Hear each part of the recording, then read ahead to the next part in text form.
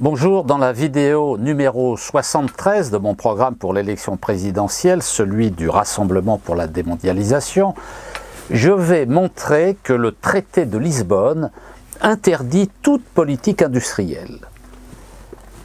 On peut le vérifier tout simplement en consultant quelques extraits de la version consolidée du traité sur le fonctionnement de l'Union européenne, le TFUE, diffusé le 30 mars 2010 par la Commission européenne.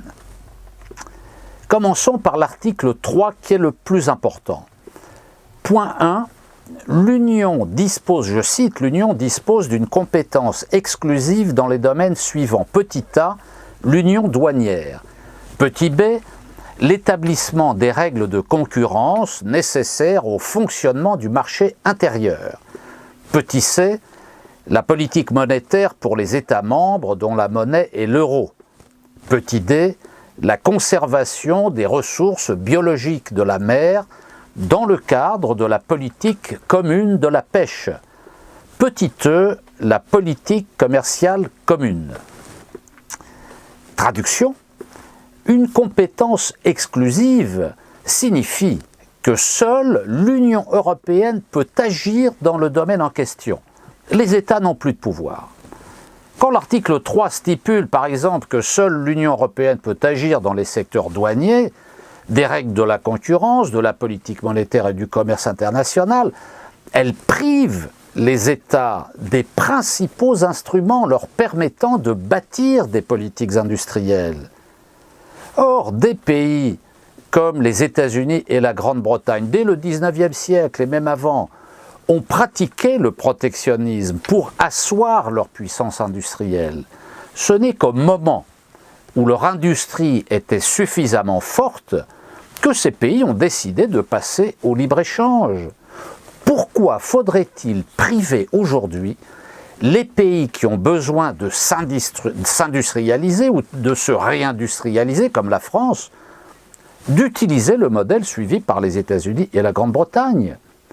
Car pour développer leur industrie, ces deux pays l'ont mise à l'abri de la concurrence internationale, notamment par des mesures douanières, une utilisation favorable du taux de change de leur monnaie. Prenons maintenant l'exemple de l'article 26, toujours du traité de Lisbonne, TFUE. Je cite. Le marché intérieur comporte un espace sans frontières intérieures dans lequel la libre circulation des marchandises, des personnes, des services et des capitaux est assurée selon les dispositions des traités. Traduction. Nous le savons tous, une politique de réindustrialisation ou d'industrialisation passe nécessairement par des remises en cause de la libre circulation des marchandises, des personnes, des services et des capitaux. Leur interdire la possibilité de bloquer ces mouvements revient à interdire toute possibilité de politique de réindustrialisation. Prenons l'article 28 maintenant. Je cite, « L'Union comprend une union douanière qui s'étend à l'ensemble des échanges de marchandises et qui comporte l'interdiction entre les États membres des droits de douane à l'importation et à l'exportation et de toute taxe d'effet équivalent, ainsi que l'adoption d'un tarif douanier commun dans leurs relations avec les pays tiers. » Traduction. Même observation que précédemment. Pour donner toutes ces chances à une industrie naissante, il est nécessaire d'appliquer des tarifs douaniers dissuasifs sur les produits importés pouvant concurrencer injustement les produits issus de la nouvelle industrie. La raison est simple. Les industries arrivées à maturité ont eu le temps d'atteindre des niveaux élevés de productivité grâce à leur expérience et des économies d'échelle qui abaissent significativement leurs coûts unitaires. Impossible dans ces conditions de rivaliser avec elles. Et si rien n'est fait, les nouvelles industries ne pourront jamais se développer. Article 34, je cite, « Les restrictions quantitative à l'importation ainsi que toute mesure d'effet équivalent sont interdites entre les États membres.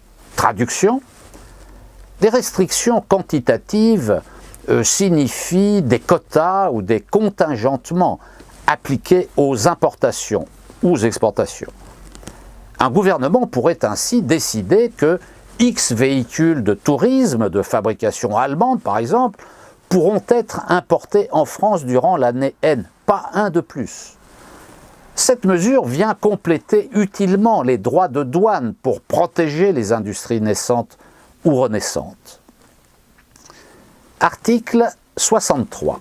Je cite : « Dans le cadre des dispositions du présent chapitre, toutes les restrictions au mouvement de capitaux entre les États membres et entre les États membres et les pays tiers sont interdites. » Mais l'État doit pouvoir bloquer tout achat total ou partiel d'une entreprise industrielle s'il veut conserver sa souveraineté. Le traité de Lisbonne lui interdit. Prenons maintenant l'article 101.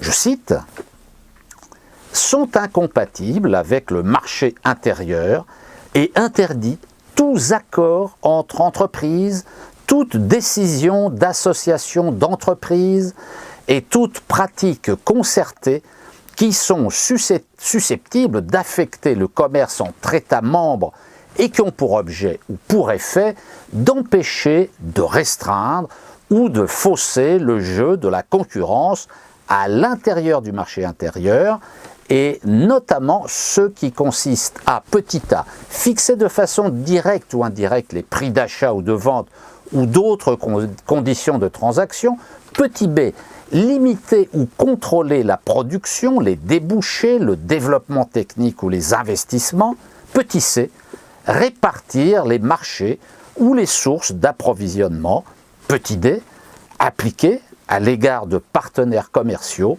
des conditions inégales à des prestations équivalentes en leur infligeant de ce fait un désavantage dans la concurrence. Ouf!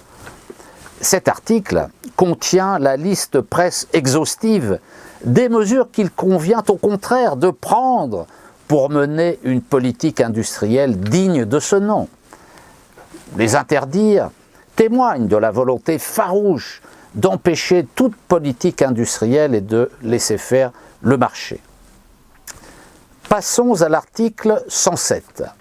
Je cite : « Sauf dérogation prévue par les traités, sont incompatibles avec le marché intérieur dans la mesure où elles affectent les échanges entre États membres, les aides accordées par les États ou aux moyens de ressources d'État sous quelque forme que ce soit, qui faussent ou qui menacent de fausser la concurrence en favorisant certaines entreprises ou certaines productions. » Mais précisément, une politique industrielle visant à fabriquer sur place ce qui est importé a besoin d'aide pour échapper à la loi du marché qui est toujours celle du plus fort et qui condamne d'avance toute tentative de politique industrielle.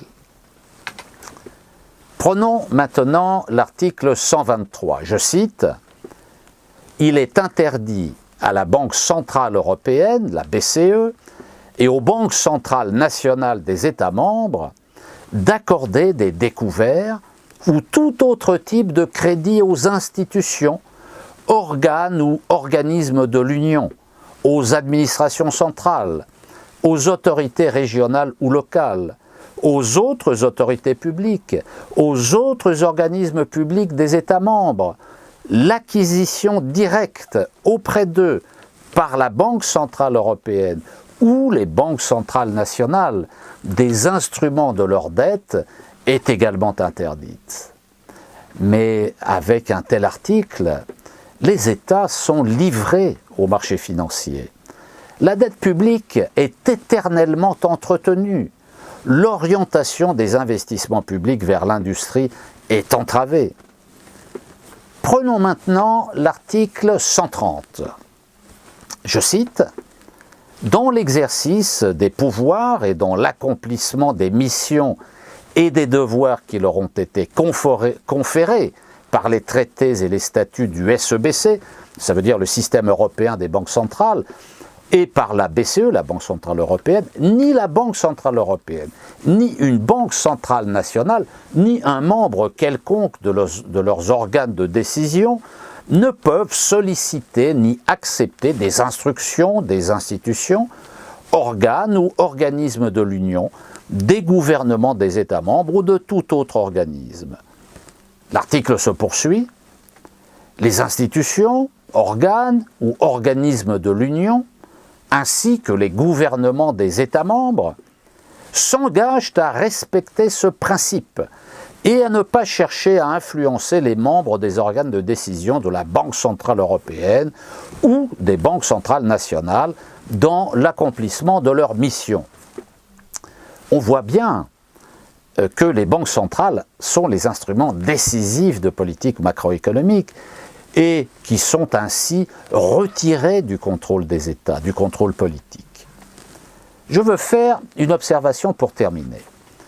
Tous ceux qui parlent de plan A, de plan B, de plan C, et je ne sais quoi encore, ne font qu'embrouiller les esprits. Ceux qui veulent mettre un terme à cette dictature de l'Union européenne doivent commencer par remettre en cause l'article 3, dont j'ai parlé tout à l'heure, à propos des compétences exclusives. Tout le reste n'est que de l'enfumage.